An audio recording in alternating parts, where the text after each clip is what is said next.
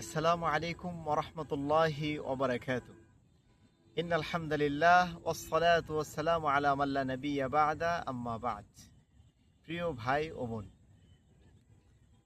আমরা ইতিহাস থেকে জানতে পারি মিনা প্রান্তর এক ঐতিহাসিক প্রান্তর, যেখানে স্মৃতি জড়িয়ে আছে ইব্রাহিম এবং ইসমাইল আলাইহিস সালামের। যখন শিশু ইসমাইল আলাইহিস সালামকে ইব্রাহিম আলাইহিস সালাম আল্লাহর নির্দেশে কুরবানি করতে নিয়ে যাচ্ছিলেন, সেখানেই শয়তান তাদেরকে ধোঁকা দিচ্ছিল। তখন ইব্রাহিম আলাইহিস সালাম কঙ্কর তুলে সেখান থেকে তিনি নিক্ষেপ করছিলেন। সেই স্মৃতি আজও রয়েছে।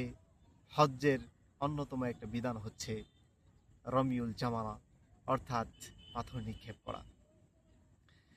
আল্লাহর কোরআনের মধ্যে সেই ইতিহাস তিনি তুলে ধরেছেন। সেই মিনা প্রান্তরে কি ঘটেছিল সেদিন। আল্লাহ বলেছেন, ফালাম্মা বালাগা মাআহু সা'য়া ক্বালা ইয়া বুনাইয়া ইন্নী আরা ফিল মানাম।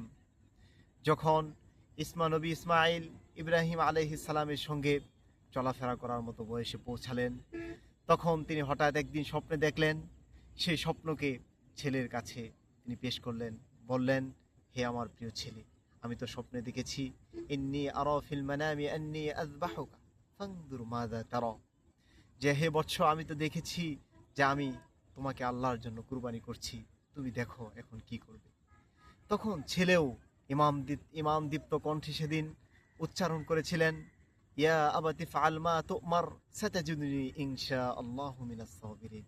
হে বাবা, আপনি যা আদিষ্ট হয়েছেন আল্লাহর পক্ষ থেকে সেটিই করুন, নিশ্চয়ই আমাকে আপনি সবরকারী ধৈর্য ধারণকারীদের অন্তর্ভুক্ত পাবেন।